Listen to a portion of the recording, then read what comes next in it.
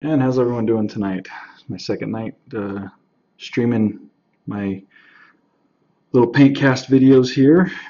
Tonight I'm going to be working on an avatar of Forgeworld Avatar for Eldar, I believe, for Games Workshop. I was actually working on this for a few minutes here and looked up and saw what time it was and figured out what the heck, might as well start the stream. So if you're a little late coming in, I apologize about that, starting a little early, but I just figured if I'm working on something, might as well have it streaming. A couple things I just wanted to bring up. I have added to my Twitch channel some boxes at the bottom right under the screen there that talk a little bit about some of the services I offer, kind of how my streaming service works. Biggest thing that I wanted to point out to you guys, if you look in the upper left-hand corner of your screen, on the video screen, it says Commission Paint Tutorial, and if I turn that off and flip it to Personal Work, you got that on the right side. What this is just to let viewers know kind of what I'm working on. Right now I'm working on a commission, and that is going to influence how I interact with people in the chat room. If I get to a breaking point or something like that and on what I'm working on, I'll stop and address some questions perhaps, but really when I'm doing commissions, I need to be focused on what I'm working on with the client, and so I won't be interacting with the chat room quite as much. But when we got this little personal one up here in the right hand corner, that's personal work. I'm not as concerned about my time with that, so it's going to be mostly I'll be more interactive with those things. So with that being said, I'm just going to flip this back to commission, and as I'm working on this, I'll definitely make sure to explain what I'm doing and give some pointers and some tips and kind of explain the process. So I've got him airbrushed to this point. That's about as much airbrush work as I'm going to do, just kind of adding in a little bit of subtle highlights and getting the base color down and whatnot.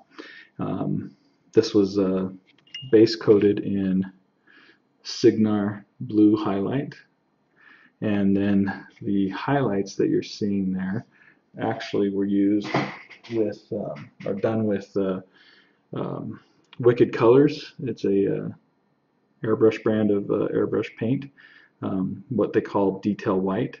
And I have to say, as far as white paints go, this is some of the best white paint I've sprayed through my airbrush. It's fantastic. I absolutely love it. So anyway, what I'm going to work on now is getting these cracks on his armor defined and cleaned up a bit.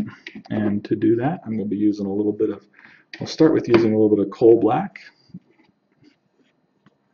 P3 coal black, and I'm going to mix it up with a little bit of P3 armor wash as well.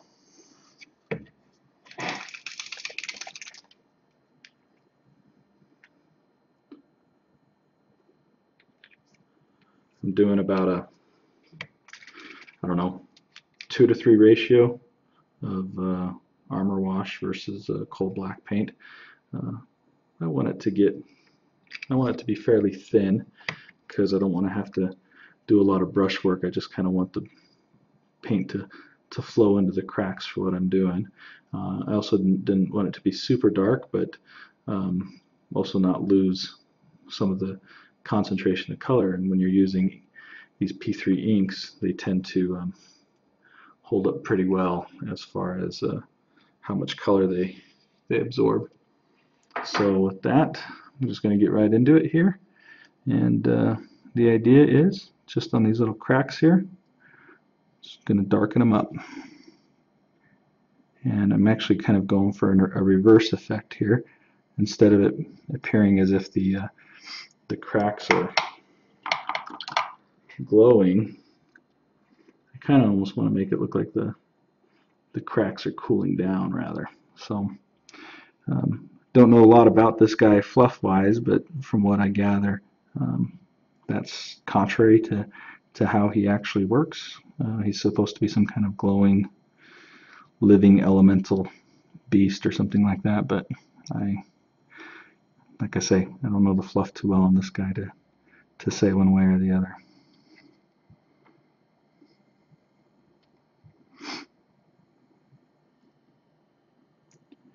And I'm just going to keep working this in here.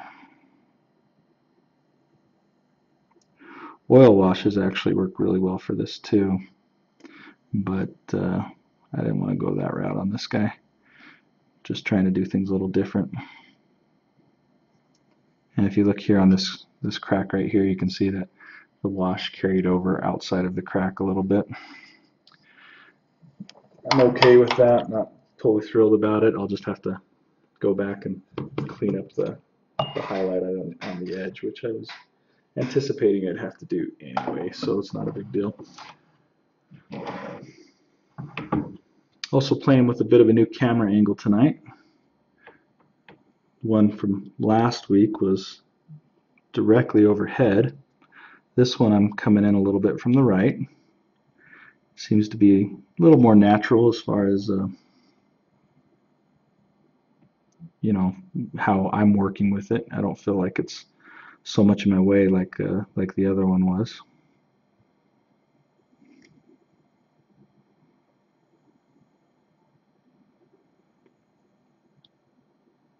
Just keep working this dark color here into the cracks.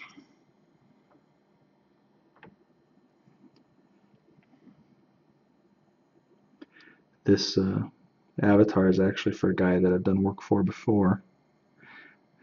When I first started doing commission work about 4 years ago, 3 years ago, probably closer to 4 now that I think about it, he had me do some Eldar, a seer council I believe, on jet bikes, and painted the jet bikes gold and kind of did this really cool marbling effect on the hood of the jet bike, and that actually made for a pretty cool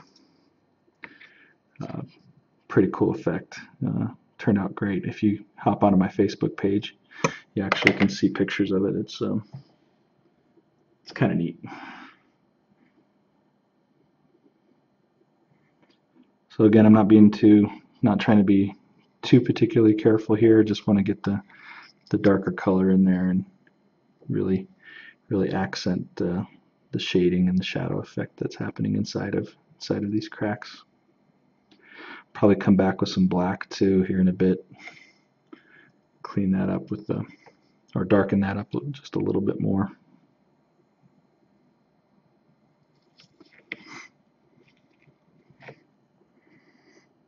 And looking at how this paint is flowing, I almost think I've got it a little too thin, but it's not bad. It'll work. It'll get the job done.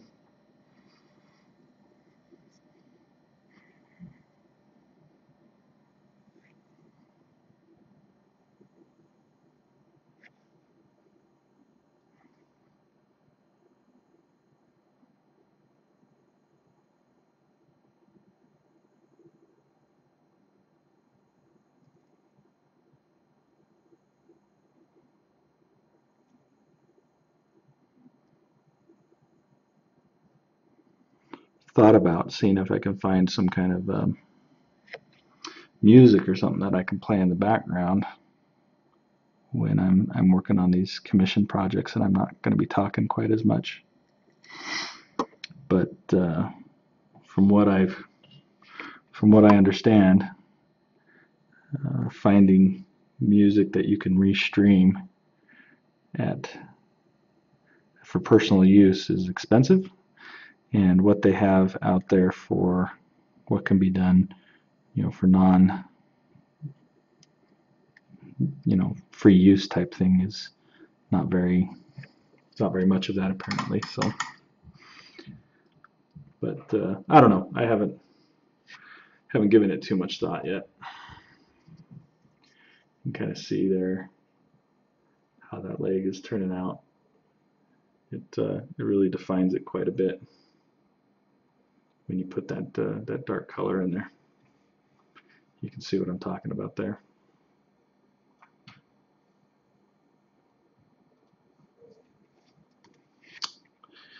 Come back on this side now.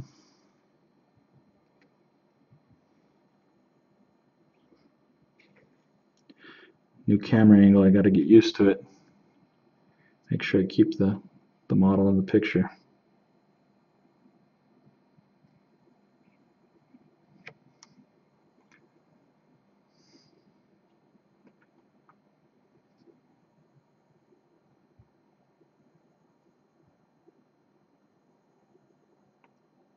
don't work on GW stuff very much. Visually, I think the game's awesome. I love the look of the Space Marine models. I love the look of the tanks. I love the look of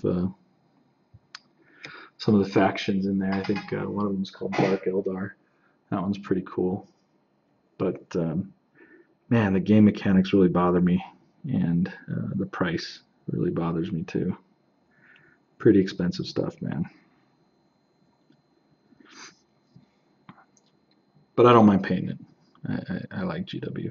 GW is pretty cool as far as that goes, painting wise. Speaking of Games Workshop, I just picked up from Jay the other day the new Convergence Battle Engine plastic styrene kit. Pretty cool looking kit, I have to admit. Probably will be painting that up here on the stream here in a week or two, maybe a little further out, I don't know. But it's kind of cool to see Privateer Press go into plastic. I know there's some mixed thoughts about it. I guess in Mark 1 it was all about the metal figures, you know, but I suppose that stuff gets expensive, and doing it in plastic is a little less expensive apparently. But I don't know, you can get a lot better quality when you do a plastic injection molded kit. So I'm excited to get it going and try it out. I think it's going to make for some cool modeling and some cool painting. So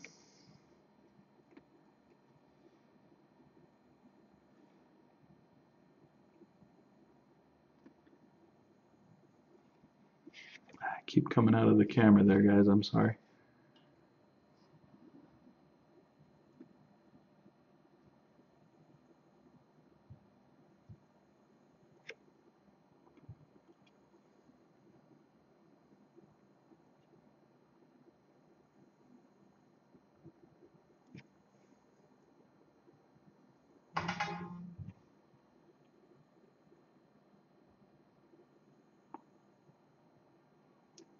Once I get this leg a little further along, what I'll do is I'll start demonstrating how I'm going to highlight and shadow it while still keeping the cracks and crevices this darker color that I wanted to go with.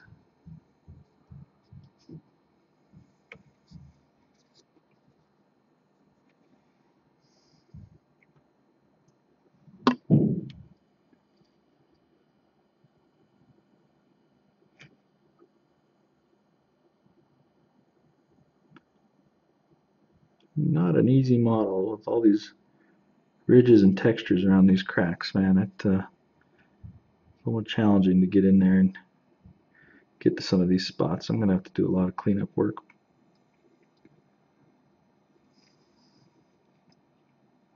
Still waiting on the new cameras that I ordered. I had 2 more cameras coming in. One that I'm going to put at my airbrush station, and one that's going to sit right above my palette. Show how I mix my paints and colors I'm using, that sort of thing. So still haven't arrived yet. According to UPS tracking, they just left California on Tuesday. So while they're not in Idaho yet, I do not know why. Oh, bump of the camera there. Sorry about that.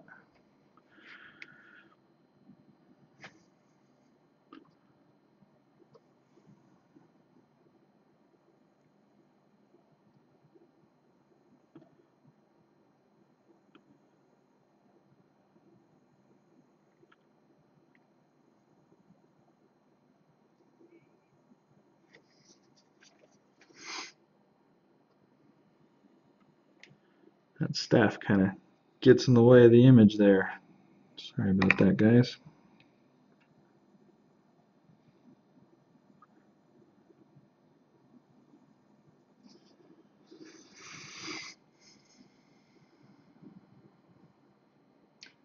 I can get this crack right here.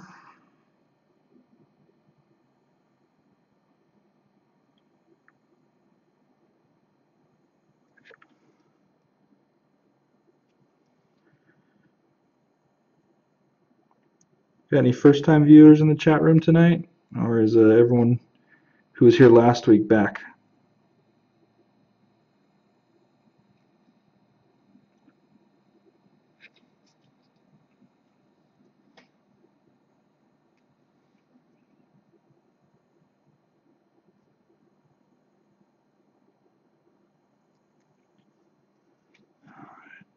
Almost got that far enough along there.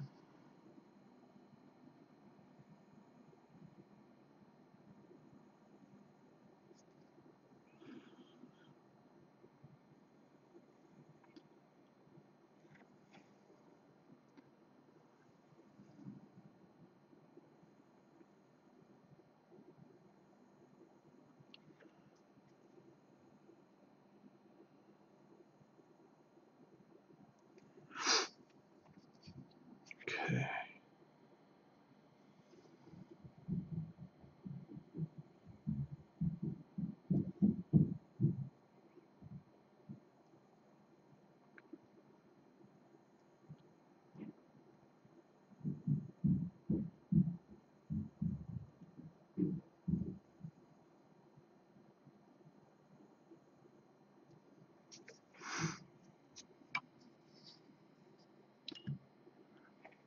All right.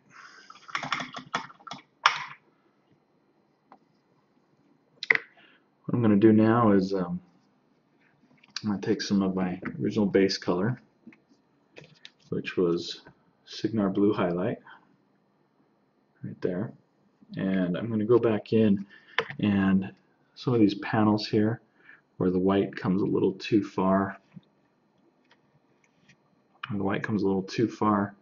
into the middle. I'm going to clean those up a little bit. Also, like something like that edge right there where I went a little too far with that black. Just going to kind of clean that up and tidy that up a bit. And then I'll go back in and with some frostbite probably and add the actual highlighting in.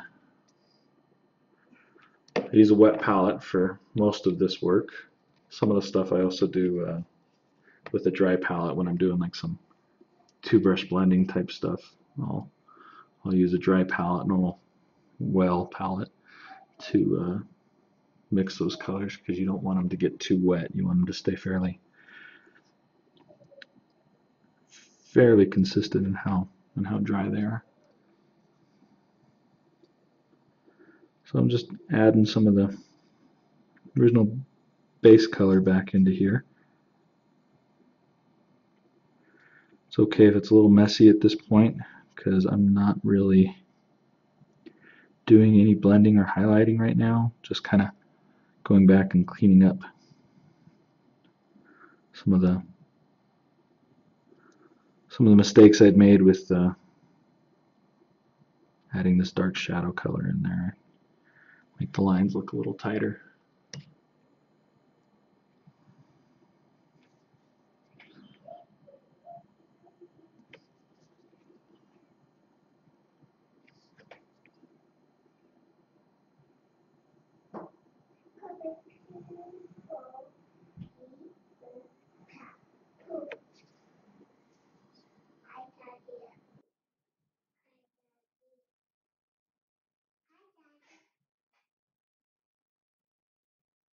Hi, Cora. Please go out now, okay? Thank you. Sorry about that, guys. Had a little visitor from upstairs. I guess the kids aren't in bed yet like I thought they were.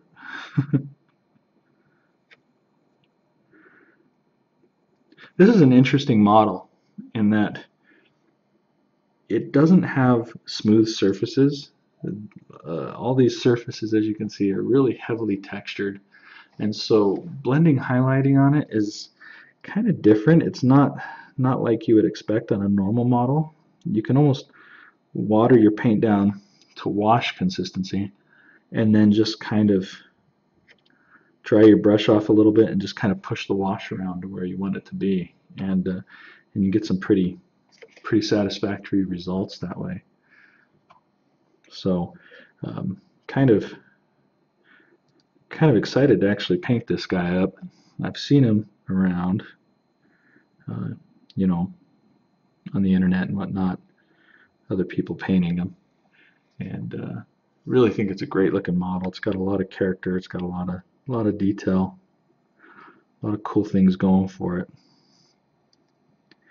And so when I had the chance to paint it, I have to admit I kind of jumped at it. I thought it was pretty cool.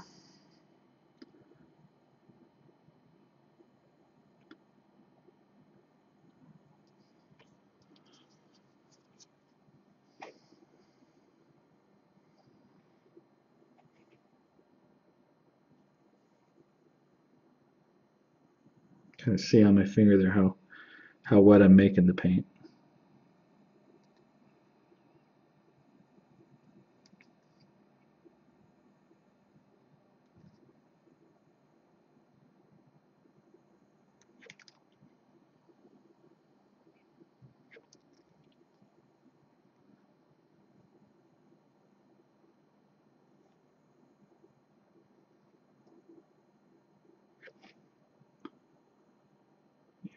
A little bit of a thicker blend of it.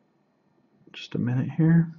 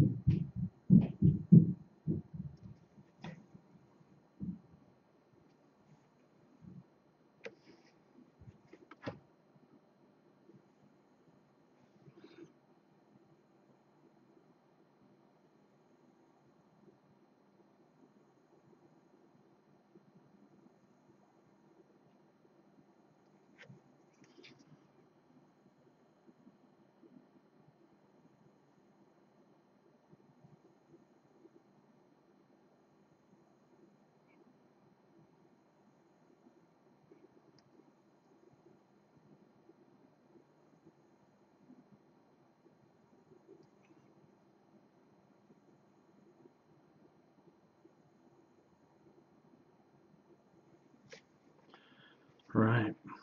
That blue and the black mostly done on that leg.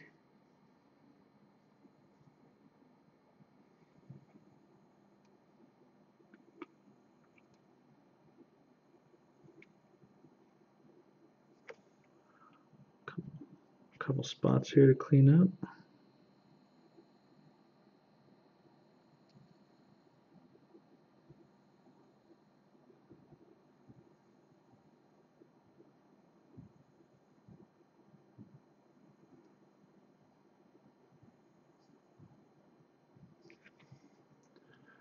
Right. So the leg's about done, guys. As far as that black recessed thing going on there. So what I'm going to do now, take a little bit of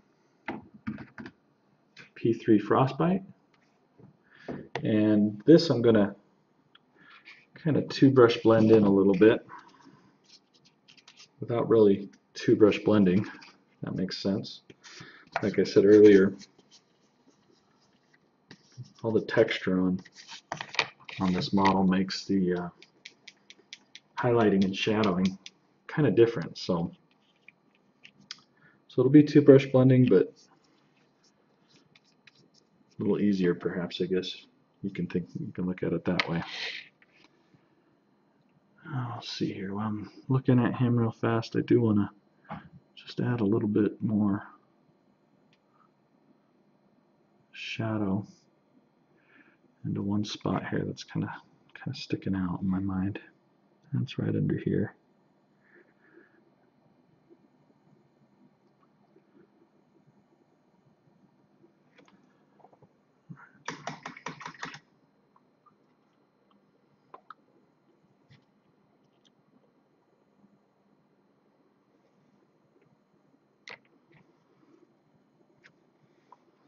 Now, two brush blending, pretty simple for those of you that don't know how to do it. Just very simply put, add a dot of your paint, bring in a brush with a little bit of saliva or water on it, and you're just going to swish that very slowly, very gently, back and forth, kind of pushing and pulling the paint where you want it to go.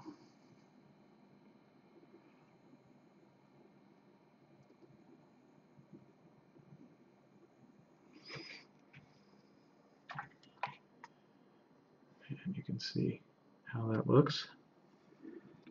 Blend that out a little more, I think.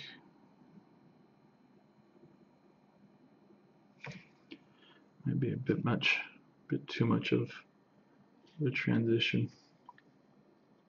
Kind of hard to tell too on the camera with it being wet.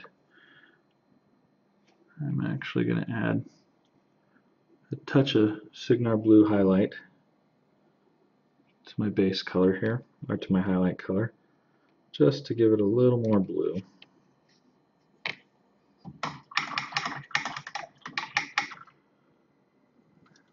And I'll do the highlight here on the bottom side of this knee. You guys can see it a little better there. Dot of color, lubricated brush. I use saliva. Lick my brushes. I know there's a lot of different opinions on that,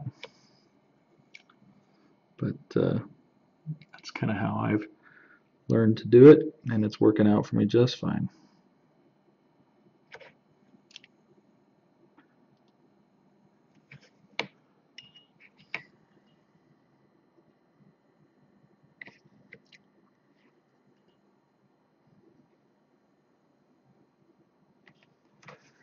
And that's about how that highlight works. Two brush blending highlight works. It's pretty simple, and once you kind of get a system going, it goes pretty fast actually.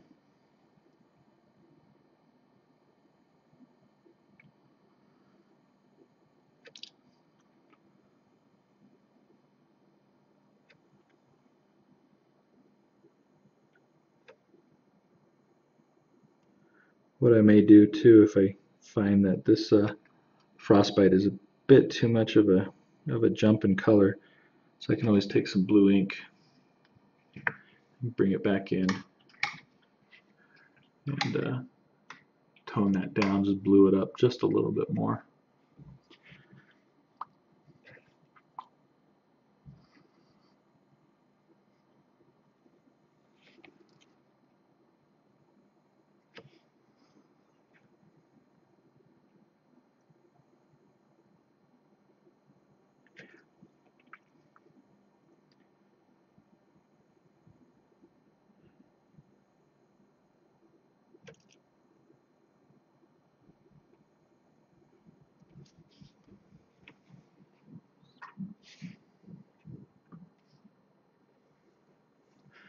Kind of see how those individual plates are starting to stand out a little bit now.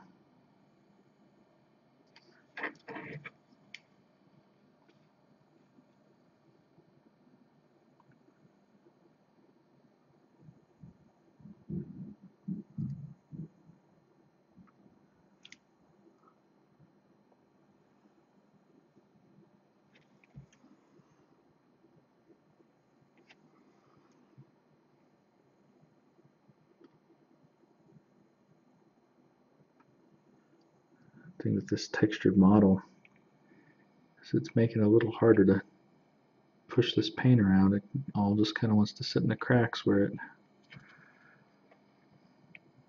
it's collecting.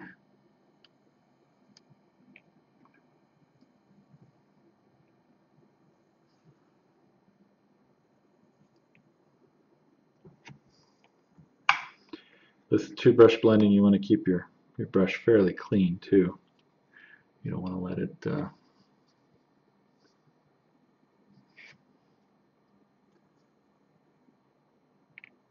let that paint sit on there for too long.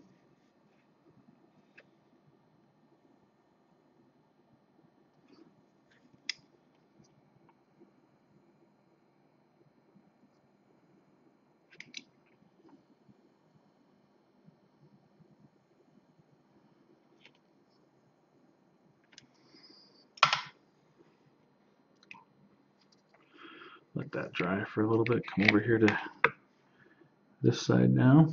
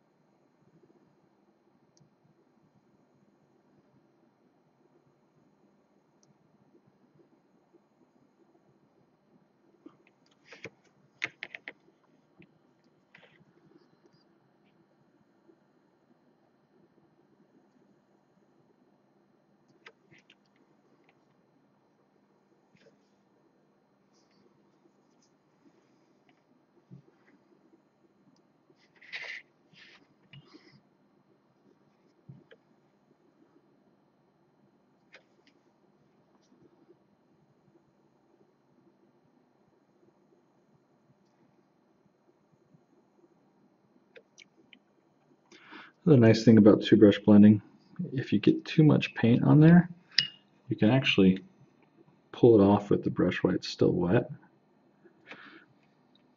and then work that highlight down a little further. Tone it down a little bit more if it's a little too strong.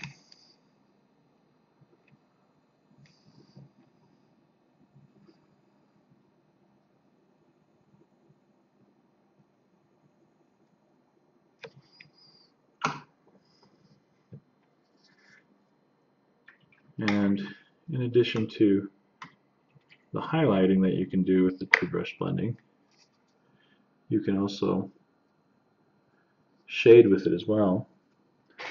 And for that, I'm going to use P3 Exile Blue. Start working some of that in here.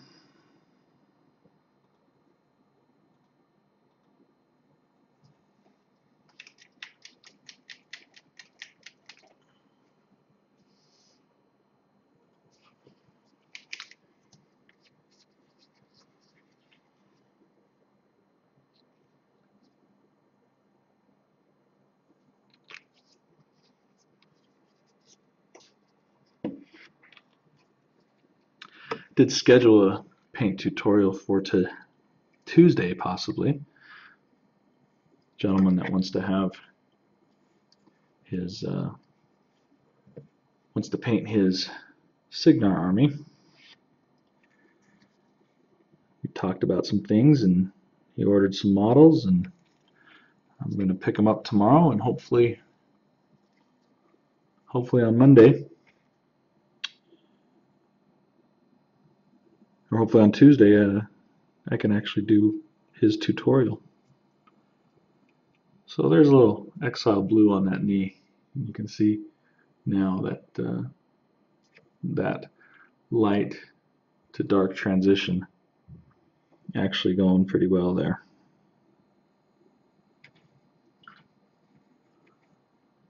We're gonna start adding some dark colors in up here now, and I'm going to put those on the opposite side that I was putting the highlights on. Start down here by this gem where there's already going to be some shadow happening. And just pull that up, push a little bit down there. There, you can see now how that looks a lot better.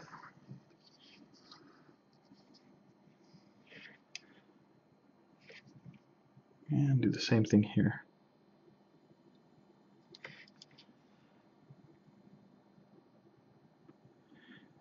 Pushing into the paint and then slowly pulling out.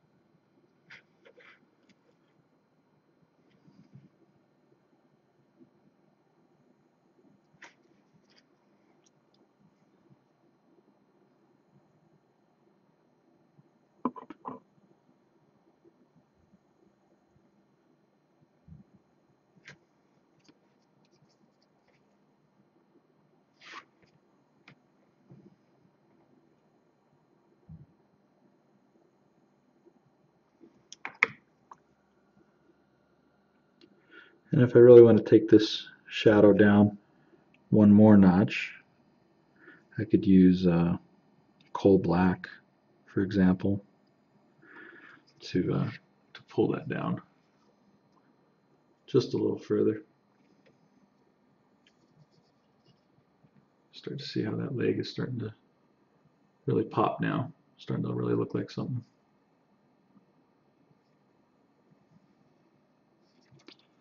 I also changed my camera settings tonight too a little bit to see if I can get a slightly smoother picture when I transition to YouTube. So I'm curious for those who are watching this, whether live in Twitch or after I post this up on YouTube, how the picture looks compared to last week for those of you who were around last week. And if the frame rate is smooth and if there's any issues there. So feel free to chime in on that if you're noticing anything.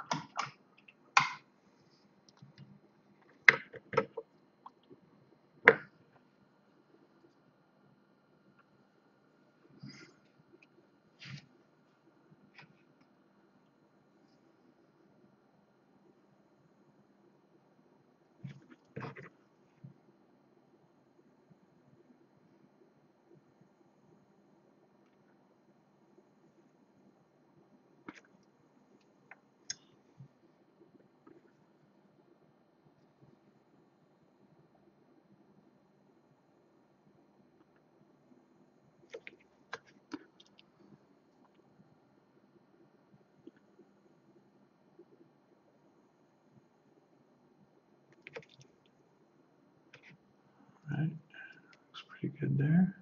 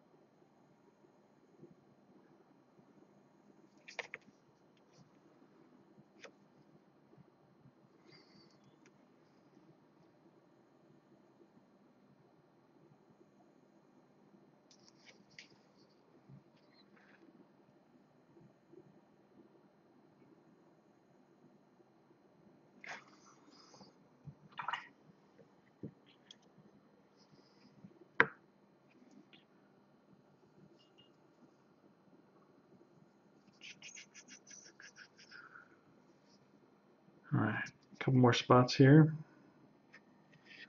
Get on the inside of this thigh there. Get the camera to the right spot to show you.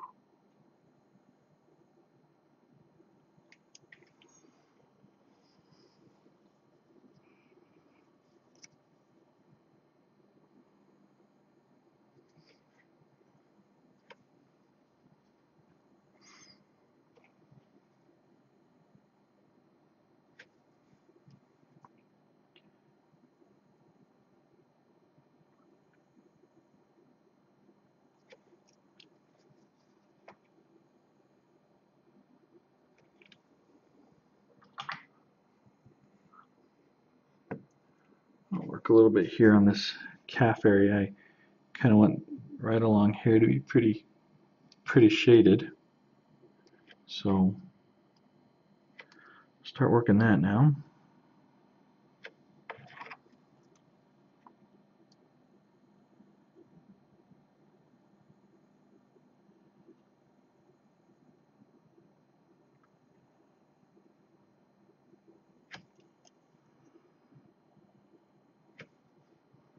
These trim pieces too, when I'm done, they'll be painted gold.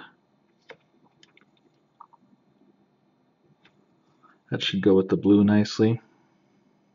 And the gems will probably be painted a pink or purple, I'm thinking.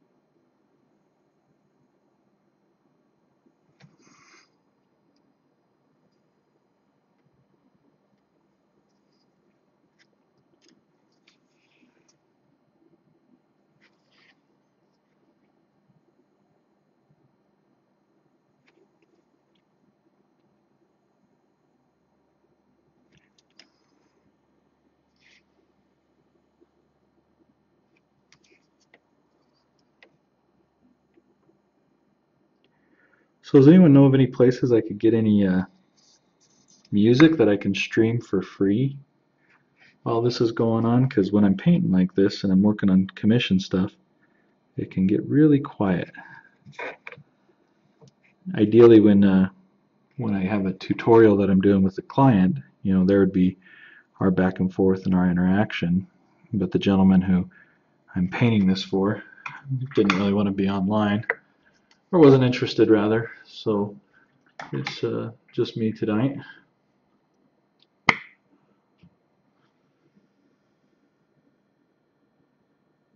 OC Remix, is that a website?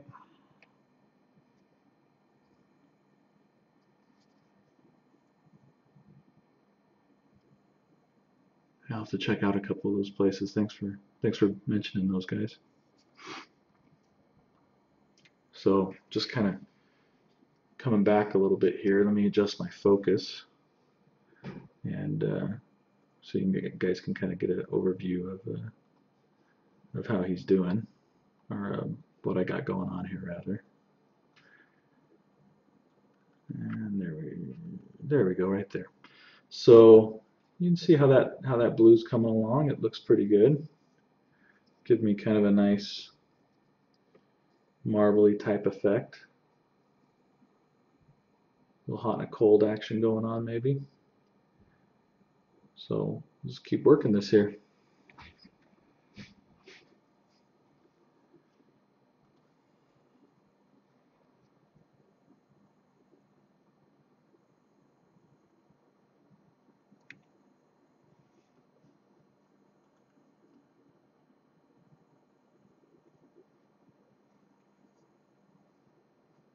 think I'll start working on the foot here. Start adding some shading and some highlighting there.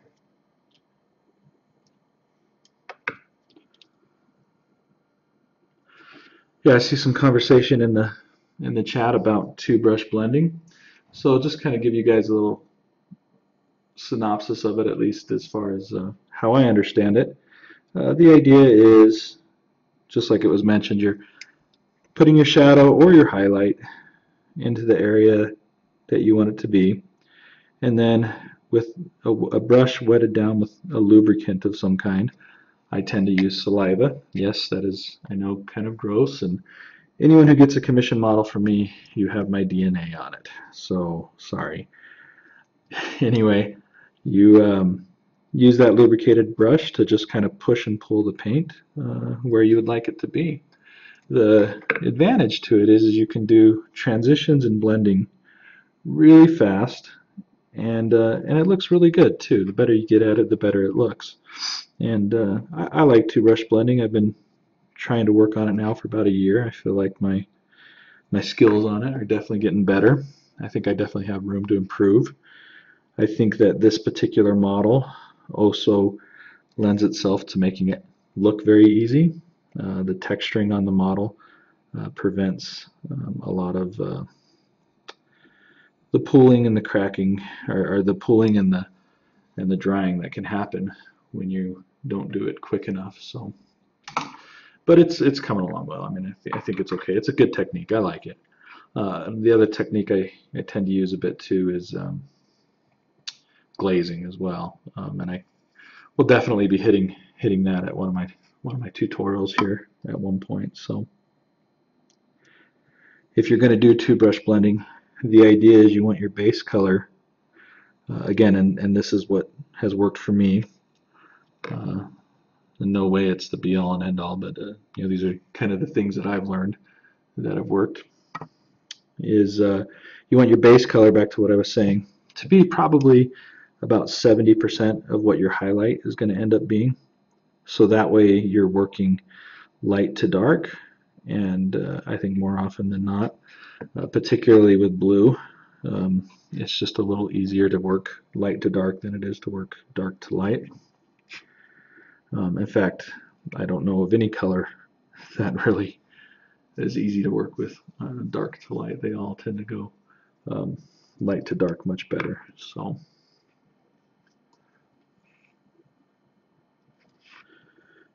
I'm going to add a bigger amount of paint here, and then just start blending that in.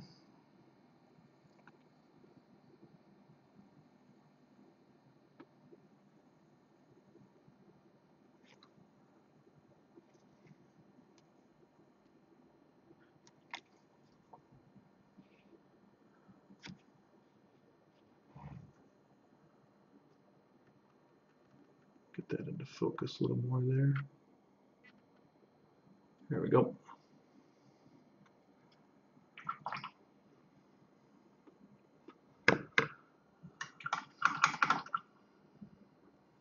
No idea how to pronounce the name, but Crjola, Crjojola. Gosh, I probably butchered that. Sorry if I did. Welcome to the hobby. Painting and modeling is a fantastic way to spend a lot of money.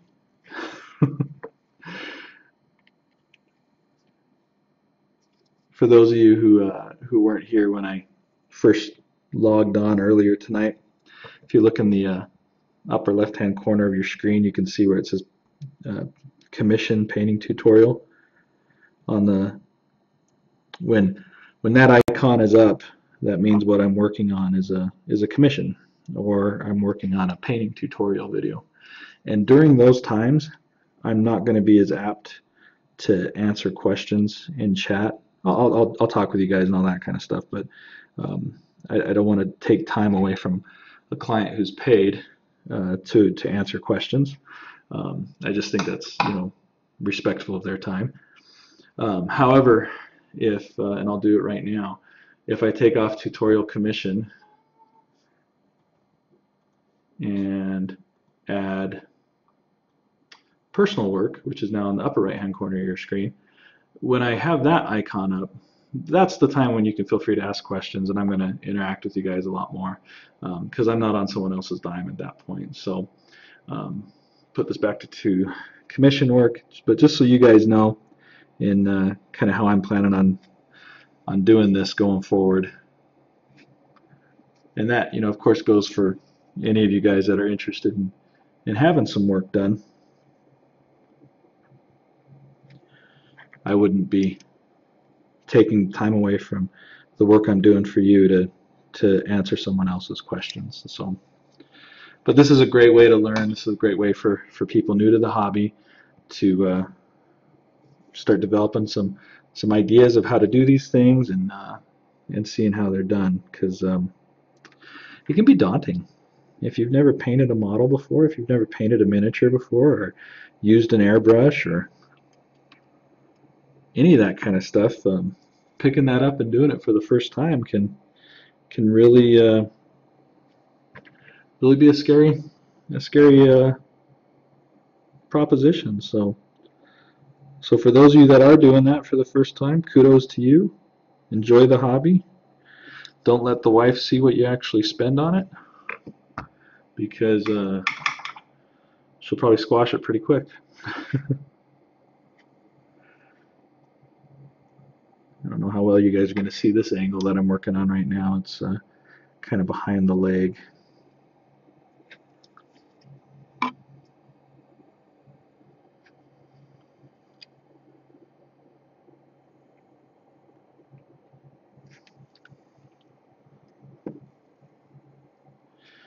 Do this as quick as I can so I can get back to showing you guys the action when I'm painting here instead of just me talking and seeing a model.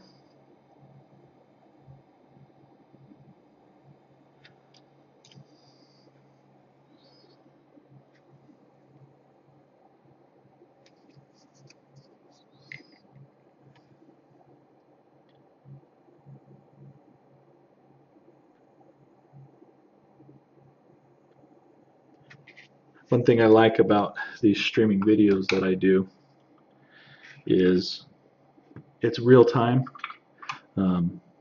There's some people out there who have done some fantastic tutorial videos on how to paint Space Marines or how to do different techniques and stuff like that, and they're really good.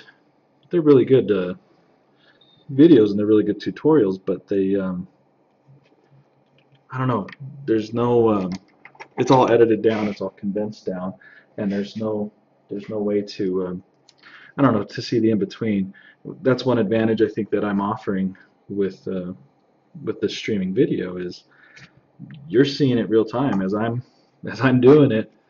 It's happening, and so any problems I encounter, any mistakes I make, you're seeing all that, and not only are you seeing it, but then you're seeing also kind of how it's dealt with and how to clean it up. So I haven't had any of those types of incidents happen yet, but believe me, I'm sure they will, because I am not perfect and have no qualms about calling it saying what it is as far as what kind of painter I am. I'm not the best out there, but I get some stuff done, and I can make some things look good. And there's things that I've learned, techniques and tricks to make that process easier, and that's what I'm trying to do with these videos is just pass that information along.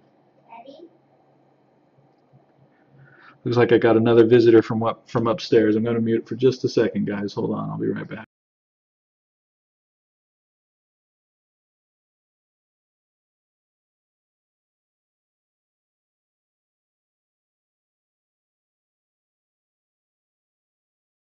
Looks like the kids are having a hard time going to sleep tonight, guys. Sorry about the interruption.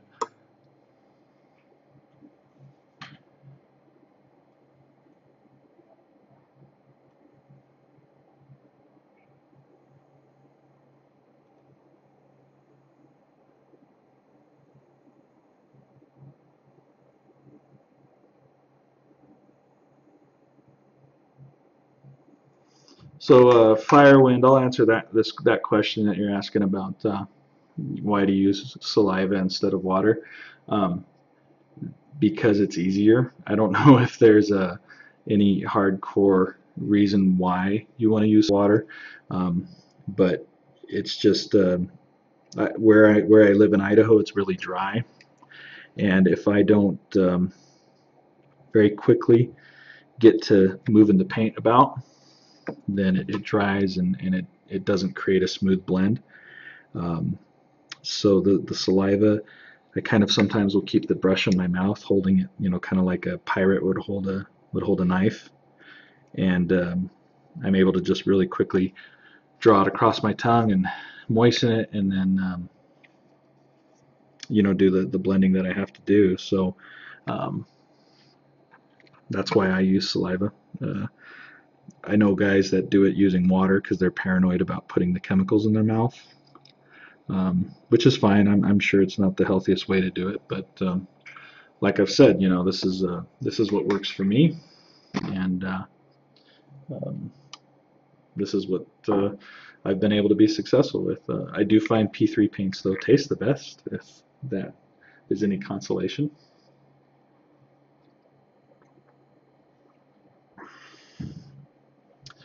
All right, so that leg's looking pretty good. I don't think I'm gonna do too much more shading and highlighting on it right now, and I will add a little bit of a shadow back here on this part of the leg. It's a little too bright.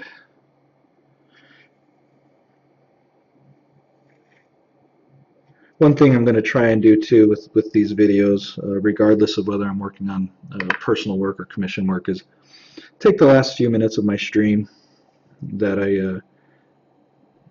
I'm broadcasting and just answer any questions that may come up. Take the last 5, maybe 10 minutes, and you guys can ask questions that you want about different techniques that you've seen me do, demonstrated in the video.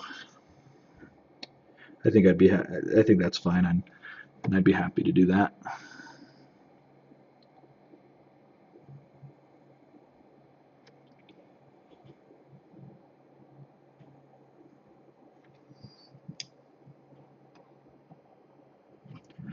One thing I've done too, I do sometimes with two-brush blending that helps out.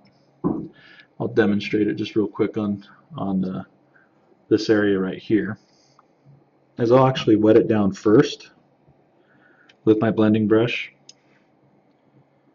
then put the paint on, and then move in, blend, and slowly pull out.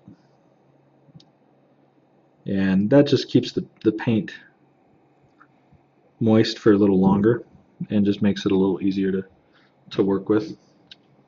The thing with two-brush blending to remember is that it's all about moisture control.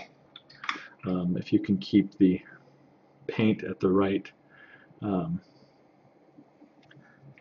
the word I'm thinking of? The right level of wetness for the right amount of time, you don't have to worry about it prematurely drying. So, oh, GW Goblin Green, nice.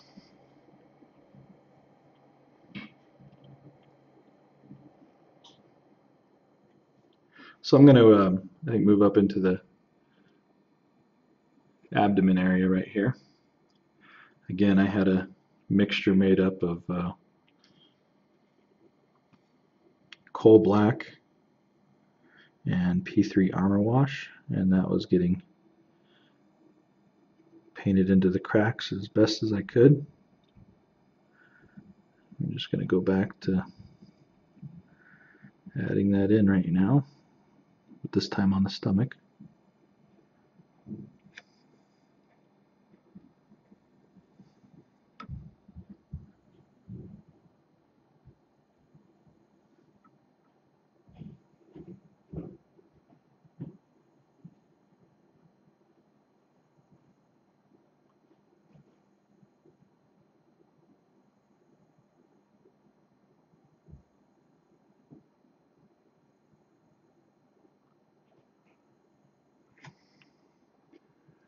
You can see how that dark wash really defines those lines. Really makes them pop out, stand out. Oh, I agree. Coal black is amazing. Firewind said coal black is one of the most amazingly flexible colors. It's black, it's blue, it's green, it's magic, and I wholeheartedly concur. It's a fantastic color. That's probably one of the colors I honestly go through the most. Um, for those of you that are going to end up being longtime viewers of the stream, you're going to see me work on my Menoth at one point, my teal Menoth. You can find a thread over on the PP forums, on the Privateer Press forums. If you search teal Menoth, it'll pop up. Haven't worked on them in a little bit. Actually, this coming Friday, I'm off of work, and I'm going to try and speed paint an entire unit of Errants. And I think I'll most likely stream that. I don't know if it'll make it to YouTube, but I think I'll just stream that all day, kind of my progress on that. But anyway, one thing that I wanted to achieve with that army is to have a very clean, almost anime type look to them. And one thing that helps achieve that is to have some really stark black lining going on. And I was using just straight black for a while, but I felt like it was actually a little too strong. And so getting to the point of why I'm telling this story, I actually started using coal black for the black lining, and it does a fantastic job for it.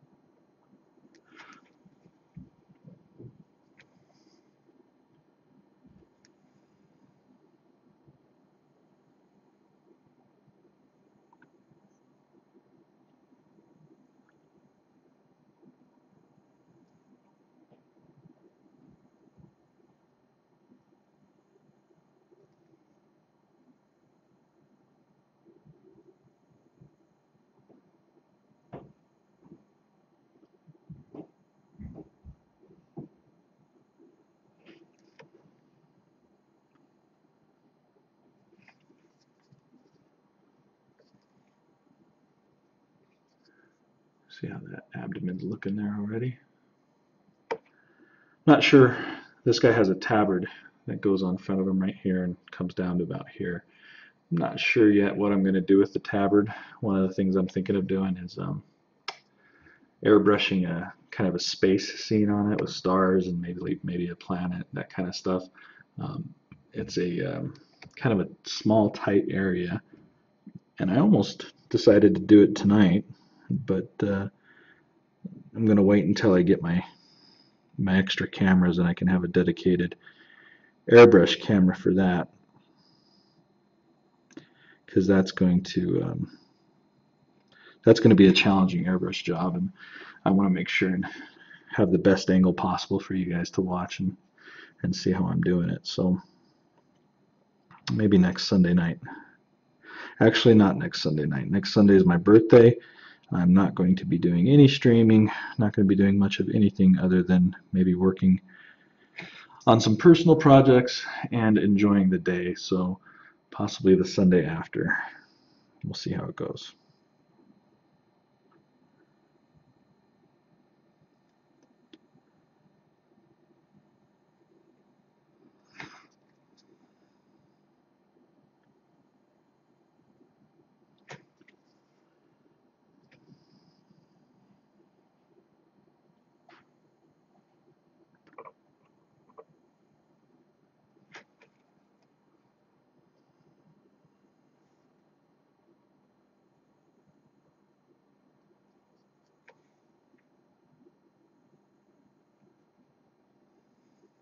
Hey, Smitty, you're on, man. I didn't think you were going to be on tonight. Smitty 0305, he's actually the client that this avatar is for. So, what do you think, Smitty? You like how it's coming out so far? Is this what you had in mind?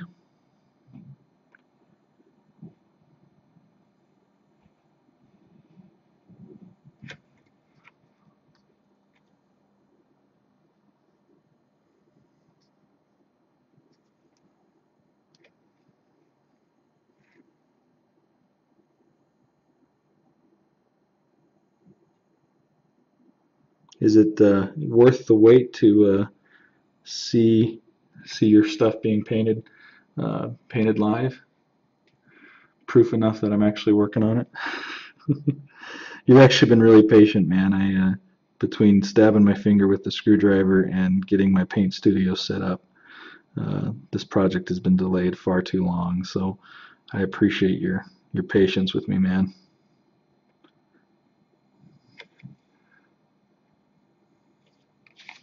Glad you're digging it. Yeah, this afternoon, before I logged into my stream, I airbrushed. The question in the chat room was, for those of you that aren't watching live, was what steps had I completed prior to actually starting painting, and it was basically airbrushing. I used Signar Blue Highlight as the base color, and then took some Wicked Colors Detail White, and added some of this highlighting in. And now I'm using a mixture of Coal Black and P3 Armor Wash to get into all the cracks here and create that reverse effect that we had talked about in email. So let's see how that's coming along.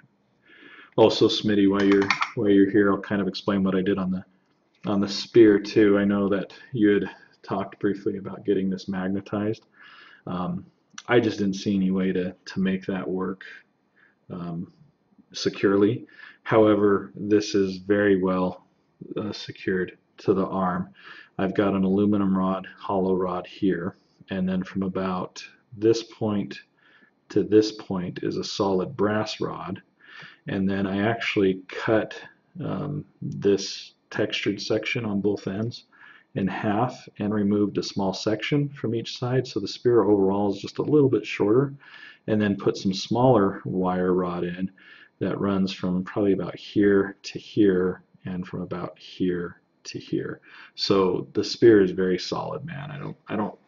I mean, you might have a problem out here on this end or out here on this end with something snapping off, but I would be surprised if that happens. And, you know, of course, when you mailed this to me, you mailed all that foam with it. So I don't think, I think it'll get back to you just fine. I don't think we're going to have any issues with it. So hopefully you're happy with that.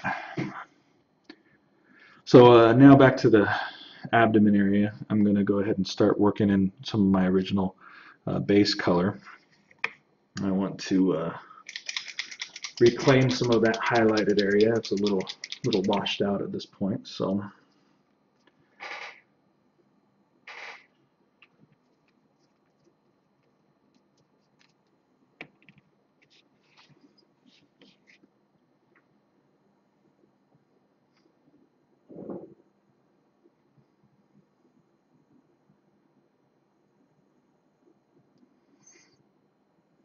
all right.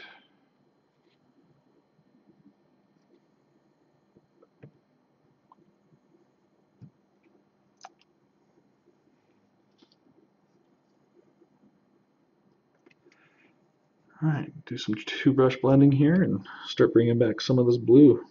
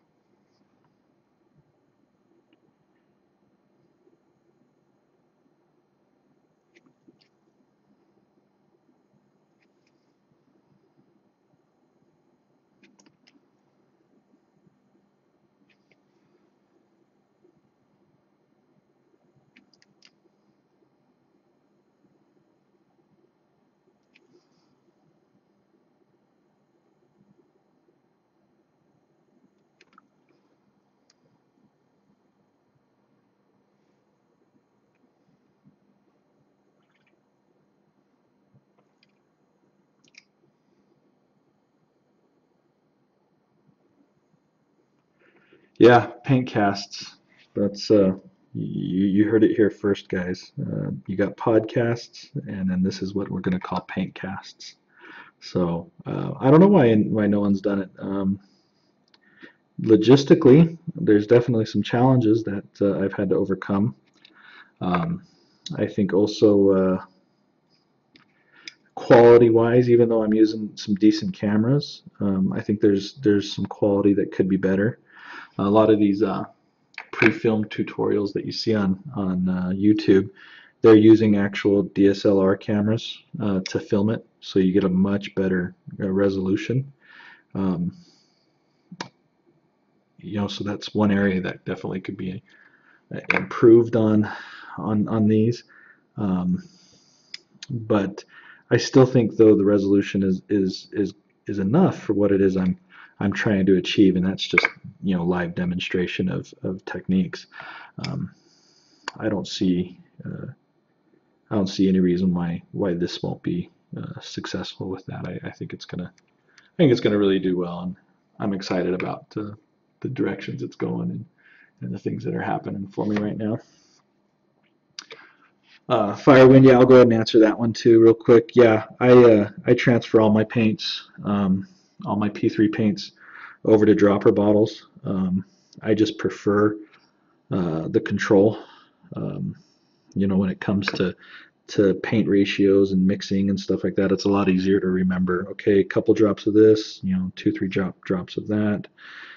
It just makes it a little easier for what I do. Yeah, I lose some paint uh, as part of the process. Some of the paint gets left in the old bottles, um, but that's fine. I'm okay with that. I don't think it's a huge loss. The trade-off is sufficient for me.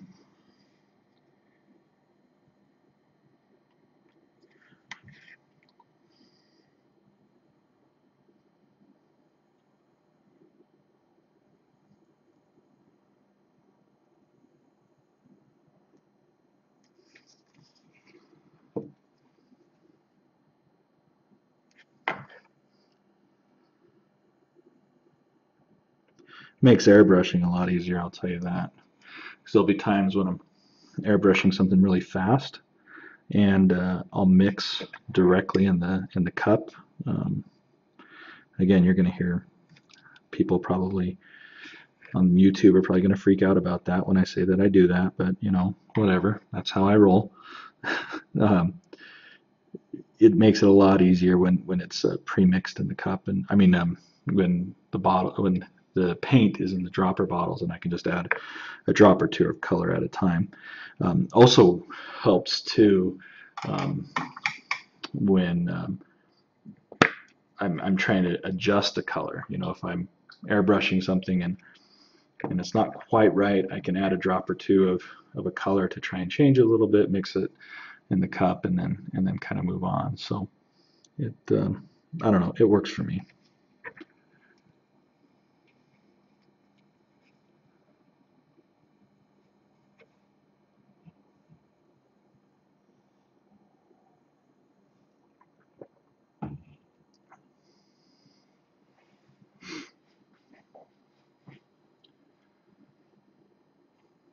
Yeah, Smitty, my saliva is added to the paint. um, the question that he's asking is um, for this blue you're putting down now, it's thinned with water. Is there anything else added to the paint to make it spread like that? Um, if you look right here on my palette in the background, that's just paint right out of the bottle sitting there that I'm using for the two brush blending. Um, the blending brush I use right here, I will drag that through my mouth and put a little saliva on it to assist with the mixing of the paint. So hopefully that doesn't gross you out too much. I apologize if it does. Um, but I do seal my minis in a varnish before I send them back to my clients. So at least that might give you some comfort to know that my saliva is at least sealed in there and not easily accessible. So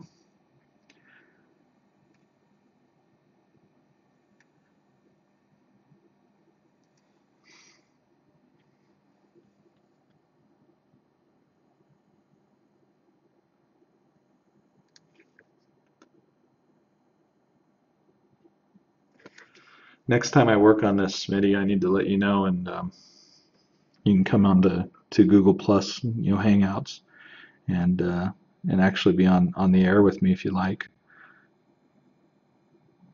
Hang out for a bit while I'm painting the model up.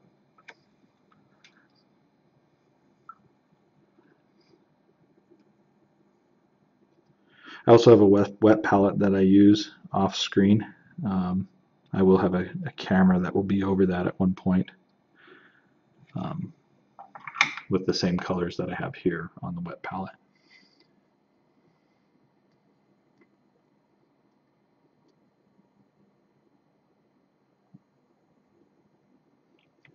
All right, so I think now on the abdomen here, I'm going to start adding a little more shadow with the Exile Blue, which is this color here.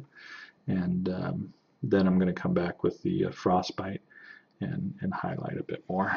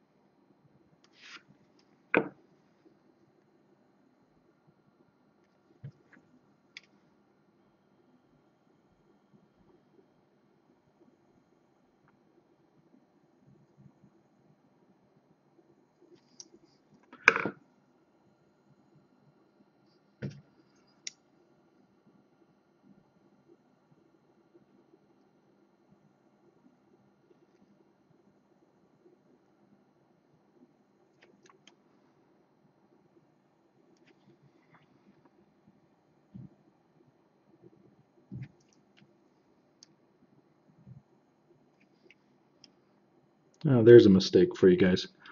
Right there, I just added too much original paint, or too much of the shadow color, so I had to scoop some of it off with the blending brush.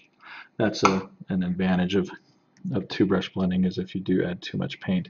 As long as it's wet enough and you're working quick enough, you can recover pretty easy from adding too much paint. And then of course if you're adding too little paint, you just need to add more. So that's a nice advantage with two brush blending that I had mentioned before.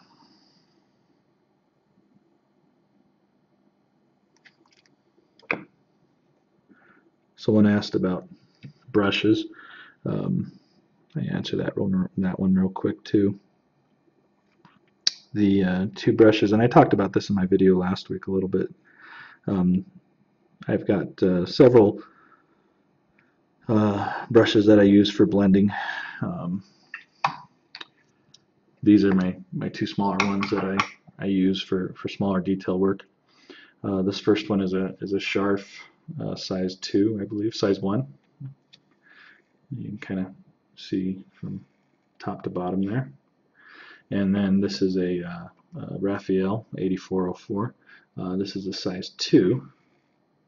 Kind of see top to bottom there. And when I put them next to each other, you can see size difference between the two brushes. The 2 is quite a bit bigger than the 1. When compared to a Series 7, a Winsor & Newton Series 7, that's this third brush on the right here. You can see how much smaller the ferrule is for the on the Series 7. That's what I like about the Scharf brushes and the Raphael brushes, is the ferrule length right here is a lot longer. The ferrule length right here is a lot longer. They hold moisture for a lot longer, and they've got a good spring to them. They've got a good spring, and they hold up really well. I've had this Raphael now for probably a year, maybe, I don't know, and this sharp for about 6 or 7 months, I think. I can't remember exactly, but a good Kolinsky sable brush will last me about 2.5 years before I have to replace it. So good brushes make a lot of difference, and if you invest in them and you take care of them, you'll get a lot of good use out of them.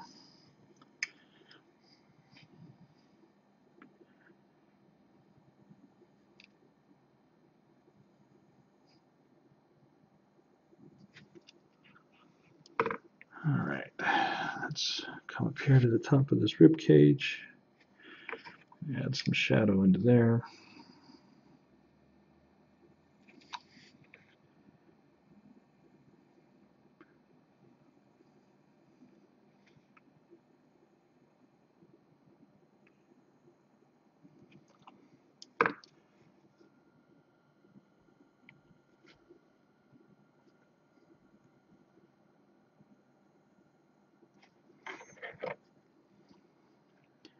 Smitty, I was telling these guys earlier too that I don't know if you just joined us or if you've been here from the start, but my plan is on this guy, all the emblem on his chest here, the headdress, lines, that sort of thing, the little spider-looking things on his legs, whatever those are, like right here. All those are all going to be trimmed out in gold. I'm probably going to use the Vallejo liquid gold for that. And then the gems I'm going to do in like a pink or a purple. I think that would go really nice with the blue.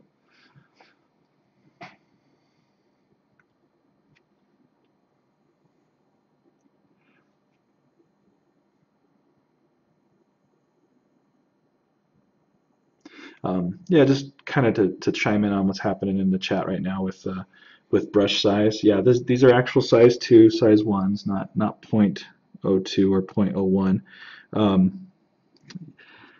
I think that's a mistake a lot of beginner painters make, is trying to use a brush that's too small. When you're using a brush that's too small to do your glazing or to do your blending or even detail work like eyeballs on a miniature, you're handicapping yourself because the brush can't hold enough moisture to keep the paint wet long enough for you to do your detail job.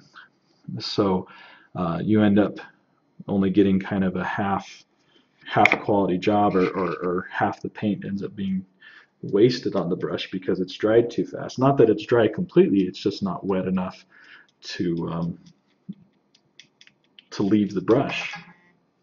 And so when you're using a brush with a nice long ferrule, like a Raphael there, you've got all that moisture in it, keep it wet for quite some time.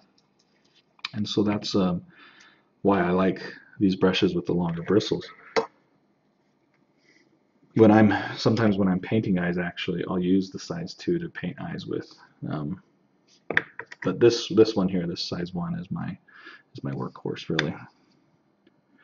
Just adding a little bit of the Signar Blue base to the Frostbite, just to tone it down a little bit. It was a little too white when I was doing the leg there, so I just want to darken it up just a little bit.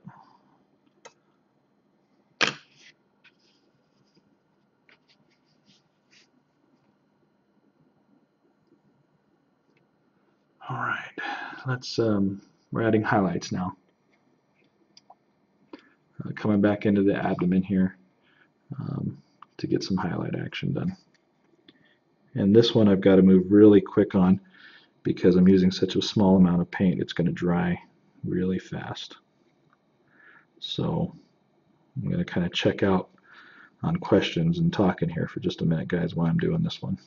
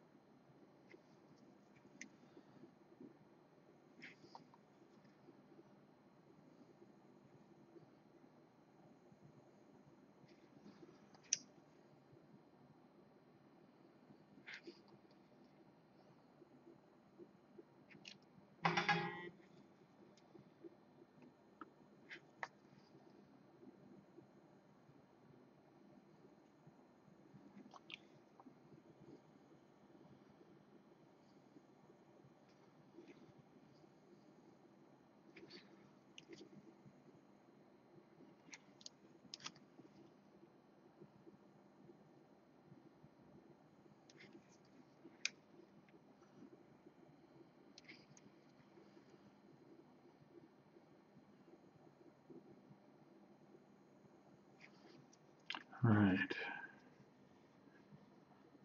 I think that'll get the job done, I think. Looks okay. Let's clean these brushes off here real fast.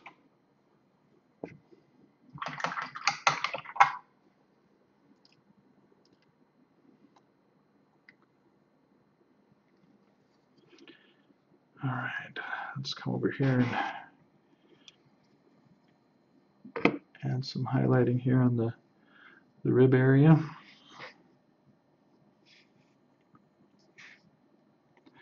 Gotta hold this at an awkward angle here.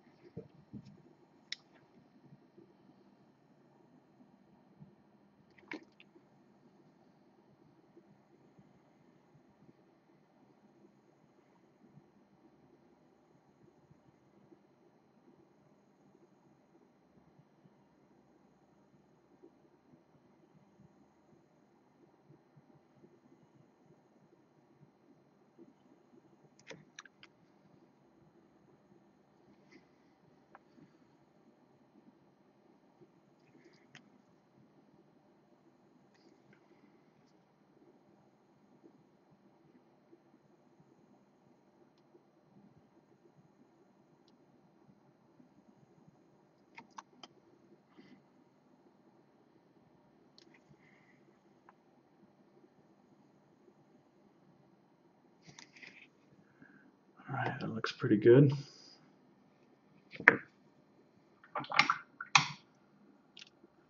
Another thing I think I want to do, I'm just going to kind of experiment with this for a second, is I want to try drawing some sharp lines right along the edge of these dark lines here. So I'm going to take a little bit out of my well here, just a nice sized glob, and put that on my wet palette so I can use it a little longer and thin it out a little bit here.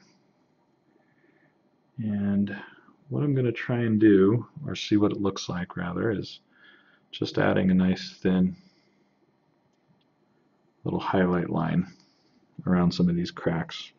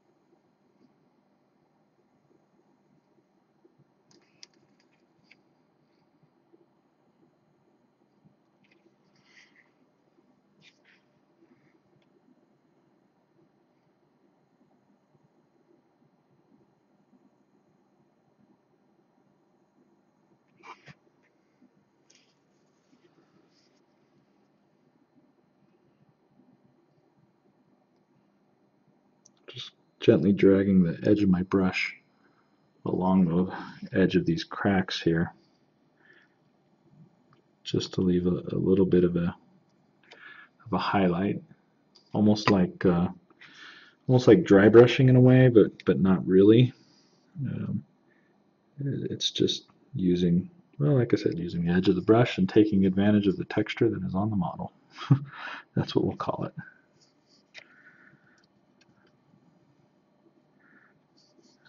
Trying to figure out the best angle to get at this part here.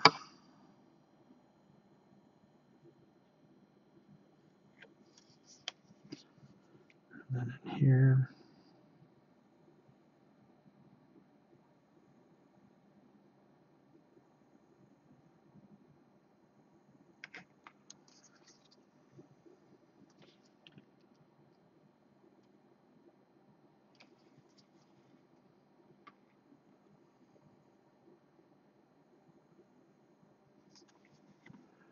There we go. I think that looks pretty good. Definitely adds a little more detail to the paint color there and creates that separation between colors a little better. Do think I need to clean up a couple things here where I Went a little too far. There we go. Same up here.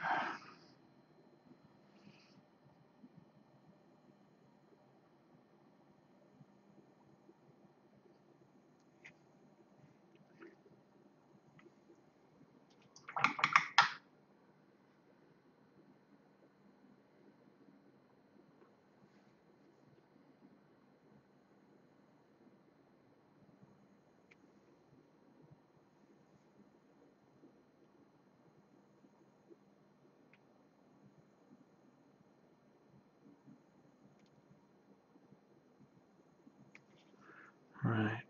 Yeah, I think as I progress through this model, I'm going to come back and clean and add more to some of these edges that I've missed there. I like how that looks. Definitely going to do that. Now I need to kind of get the other side of his torso here, which is going to be kind of this area right here. But I think what I'm going to do, and this is kind of just explaining myself a little bit, right here I've kind of shadowed this one, put the shadow on this side and the highlight on this side. So as I rotate the model, I think what I want to do is keep the highlight here, and pull these parts back here into shadow, and I think that'll create a nice transition across his chest there. So we'll start adding in the dark lining color.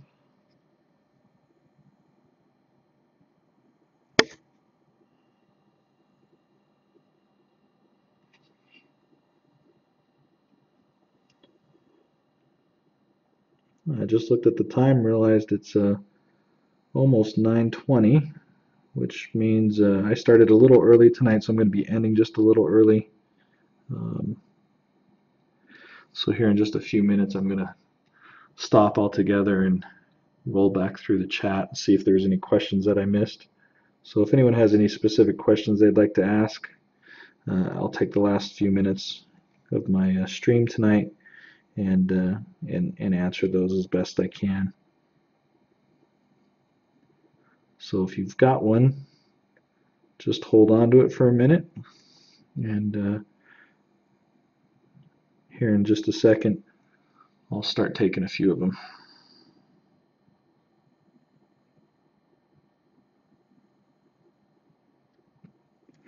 Tell you, the time went by a lot faster than it normally does when I paint.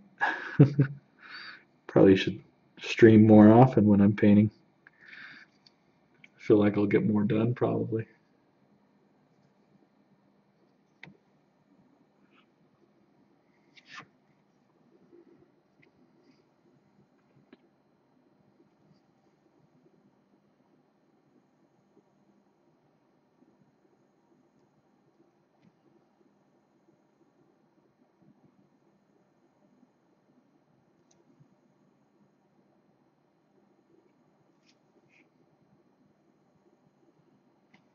You guys like the camera angle I'm using, by the way? Last week I was directly overhead. This week I'm kind of coming off from the right side a little bit. Curious what you guys think of the new camera angle. Because if you're digging it, I'll probably just stick with it. I might try a couple other different ones just to experiment though.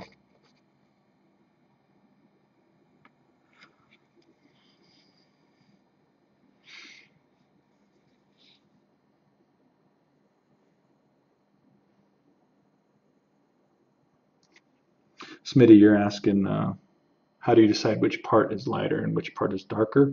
Like, is the top or bottom of a plate armor piece supposed to have the light or dark? You know, Smitty, that's shadow and highlight is one of the areas that I feel like as a painter I struggle with, and it's one of the things that I'm trying to work on. So I've been reading a lot about it. I've been talking to more experienced painters about it, trying to get an idea of or get a grasp rather of how to accurately capture light and shadow. One of the things that I've learned is you don't want to have a shadow and a highlight placed next to, or a shadow and a shadow placed next to each other, or a highlight and a highlight placed next to each other, to create and enhance the contrast and the illusion of depth and three-dimensional. It's best to place shadows and highlights next to each other. So shadow, highlight all the way across. Of course, you can vary the value or of that shadow or highlight, how they place next to each other, so you can still maintain a light to dark transition. The reason why with in this particular case, why with the ribs and chest area here, why I'm leaving this backside light and then coming up to a shadow and then going highlight and then back to shadow, is because when this guy faces you, which would be about like that, you'll get a nice strong highlight right directly under the face, which will draw the eye in to this central part of the model. And then as the rest of this model goes away from you, it's going to go back into shadow. So what you want to have closer to you, generally you highlight. What you want to appear farther from you, generally you shadow. And so the idea there is that this view here is going to be the optimal view to view this model from.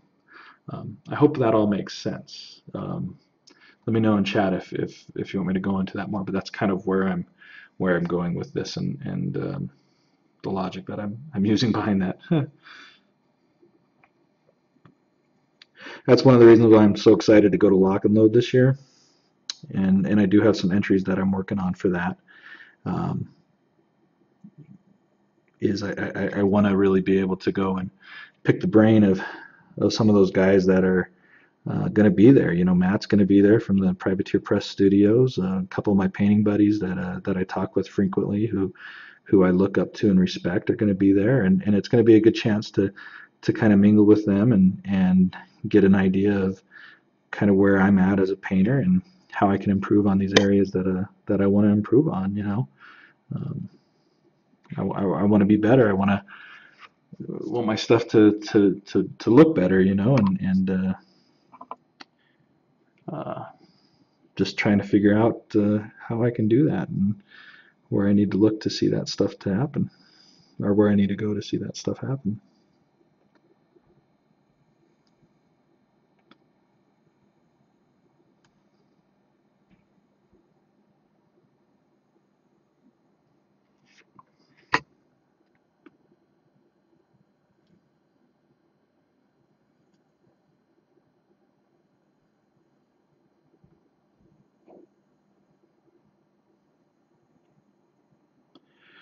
All right, I think that's where I'm gonna go ahead and stop this guy for the night. So with these last few minutes of airtime that I'm broadcasting, what questions do you guys have? Is there anything that you're wanting me to answer directly that I covered tonight? I'll kind of go back through the chat here.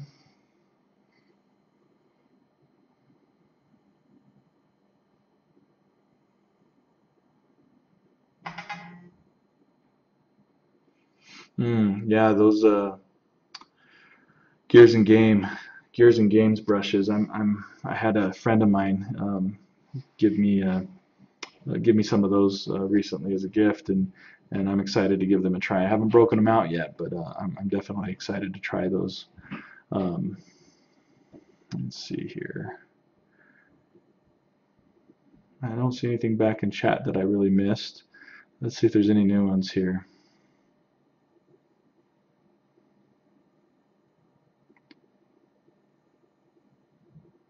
Yeah, wet palette. Let me show it to you guys. Back this guy off a little bit. Move this over.